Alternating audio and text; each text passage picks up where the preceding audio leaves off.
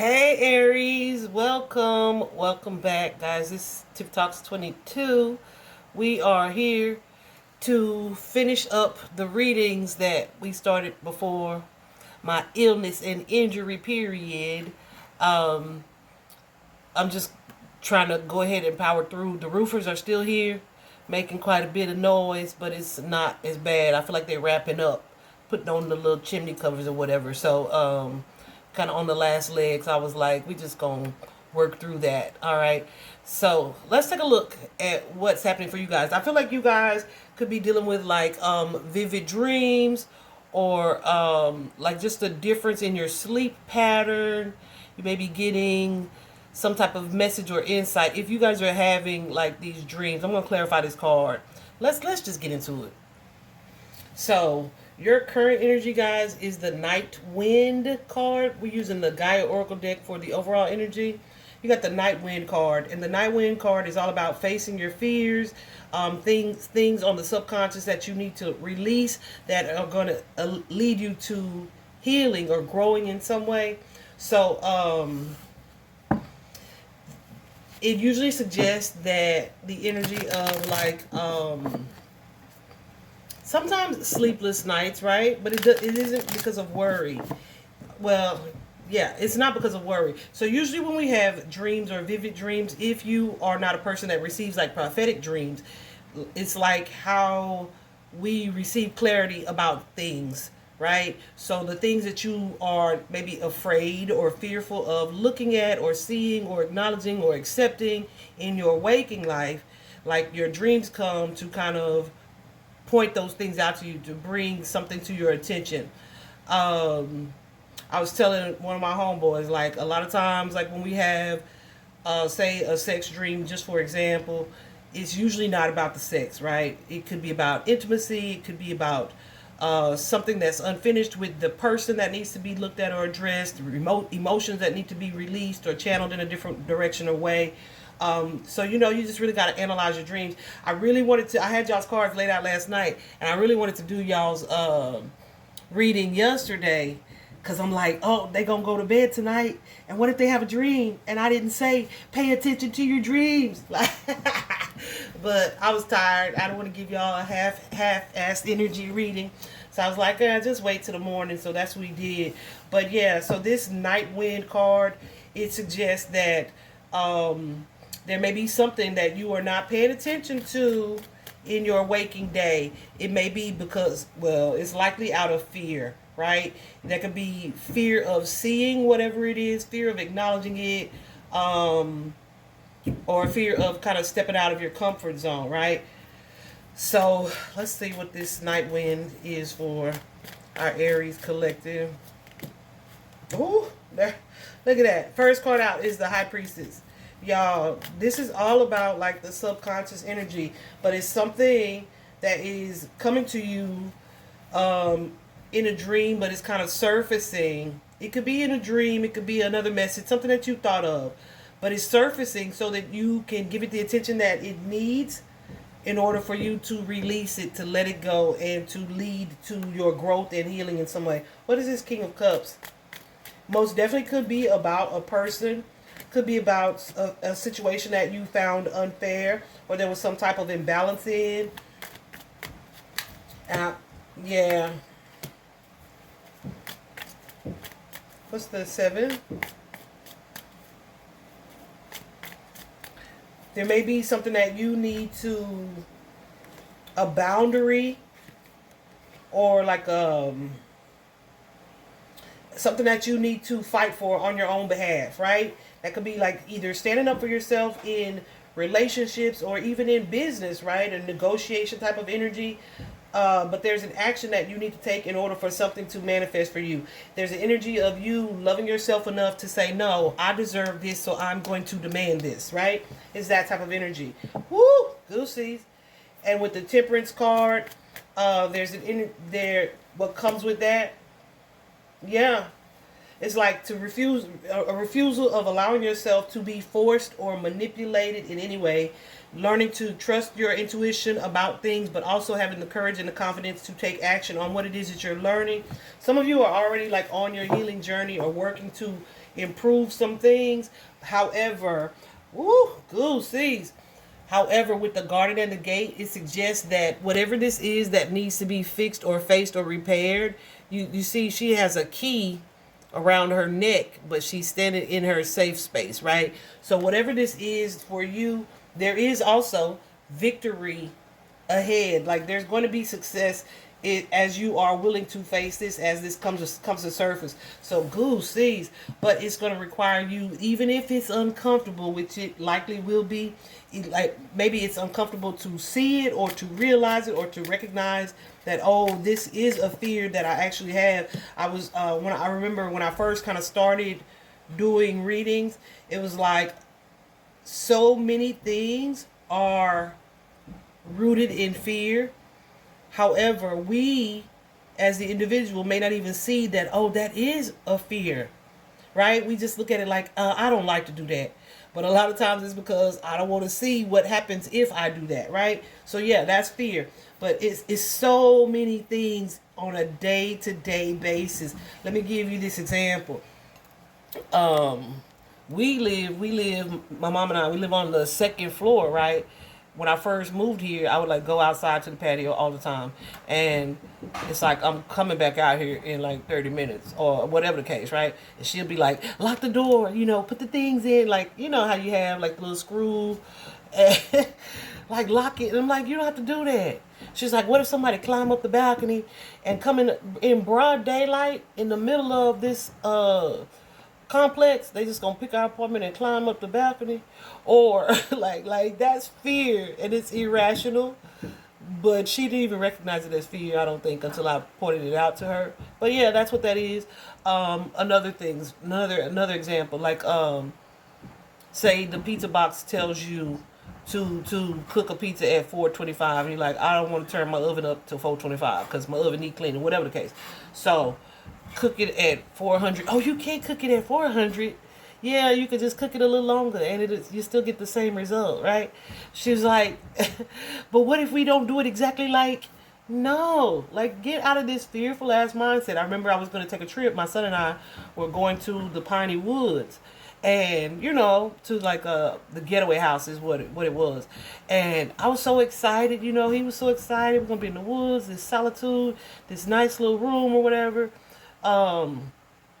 And I was feeling really good. Then all of a sudden, like the day I was getting ready to go, I just started feeling like, y'all know I'm sensitive. I started feeling so much anxiety and anxiousness. And I'm like, where the hell is this coming from? Because I ain't scared. I ain't afraid. Honey, once I recognized that it wasn't my fear, it was my mother's fear being projected onto me, I had to let her know, like, listen, you got to release that because you're disturbing my energy right now. But once I recognized it wasn't my fear, it was like good to go. But and of course we addressed that. But my point is, like, there are so many things that we walk around in an energy of anxiety, worry, and fear. And I feel like it affects us in a way that we don't even realize it because it's just how we feel. But when you are really wanting to like expand and grow your consciousness and you're starting to look at these things in a deeper way, you're able to see them more clearly. So for you guys, goosies. So I feel like what's happening for you guys is just that. I feel like there is something here that you're needing to kind of get out of your comfort zone and address or face. It may be connected with this queen, and it's going to lead to growth, to healing, to like your next chapter for you. It may be a boundary here, putting a boundary in place or walking away from someone or something that you've had some type of emotional bond or tie to. For some of you, it could be, yeah. Hold on a second. Some of you guys are kind of afraid of being vulnerable in love and relationships.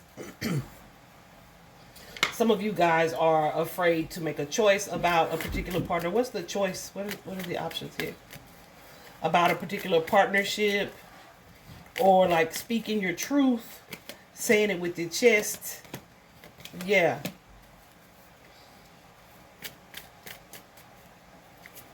Yeah. And you may either, I don't feel like you're missing out on an opportunity, but it's like you have Yeah, okay.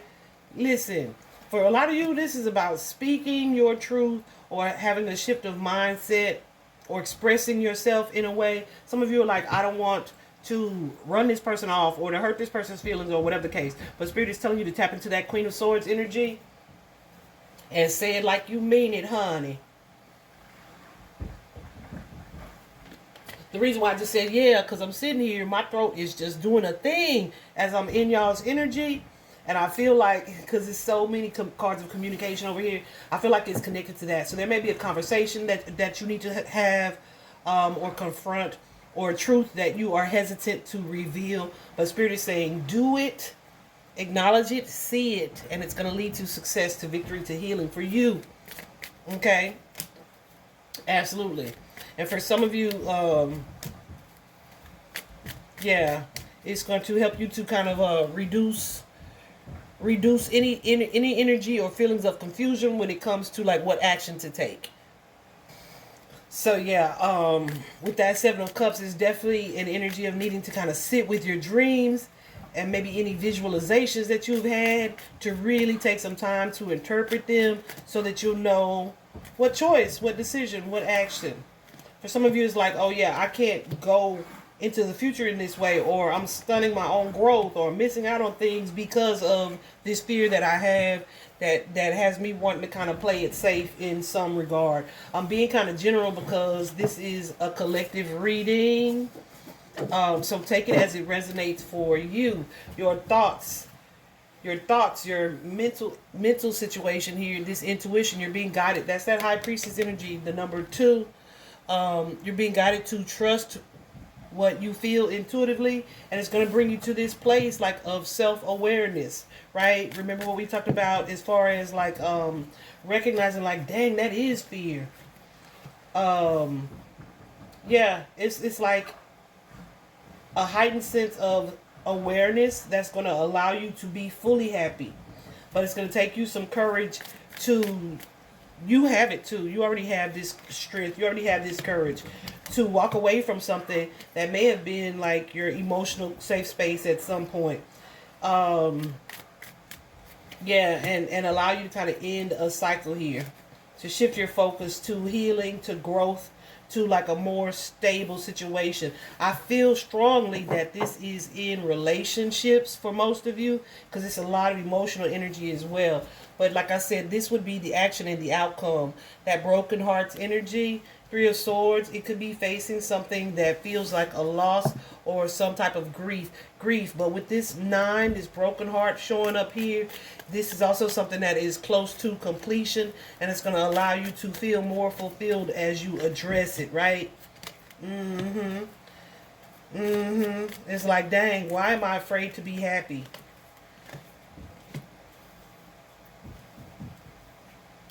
Yeah, hold on a sec.